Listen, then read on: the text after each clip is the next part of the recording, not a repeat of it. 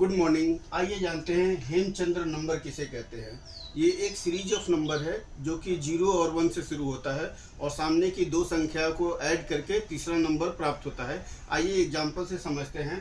शुरू में मान लीजिए 0 ले लिए और ये 1 ले लिए, तो 0 और 1 को ऐड करेंगे तो क्या होगा 1। फिर इन दोनों नंबर को ऐड करेंगे, 1 और 1 कितना होगा 2। फिर 1 और 2 को ऐड करेंगे कितना होगा 3। फिर 2 और 3 को ऐड करेंगे कितना होगा 5।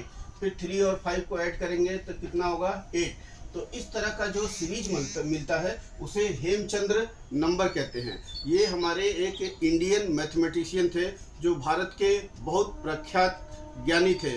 उन्होंने पोएट्री में, फिलॉसफी में और मैथमेटिक्स में अपना बहुत सारा कंट्रीब्यूशन दिया था। लेकिन अफसोस की बात है कि हमारे देश के जितने भी वैज्ञानिक हैं बहुत सारे उन्होंने जो इन्वेंट किया था, जिस हिसाब से उनको ख्याति या पब्लिसिटी या पुरस्कार मिलना चाहिए उस हिसाब से मिला नहीं। और हमारे ही देश के वैज्ञानिकों की चीज़ों को देख के दूसरे देश के वैज्ञानिक उसे डेवलप कर गए और उनका काफ़ी नाम हो गया था। जैसे फिबोनाची सीरीज का हम लोग एग्जाम्पल पढ़ते हैं कंप्यूटर साइंस के बुक में, मैथमेटिक्स के बुक में।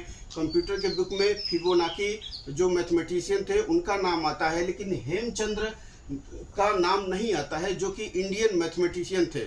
और फिबोनाची से 50 साल पहले ही उन्होंने इस नंबर को, ये सीरीज का पैटर्न का आविष्कार कर दिया था। लेकिन अफसोस और शर्म की बात है कि हमारे देश में इतने सारे महान वैज्ञानिक हुए, इतने चीज़ इन्वेंट हुए, लेकिन उस हिसाब से उनको पब्लिसिटी नहीं मिली और कई तो गुमनाम हो गए।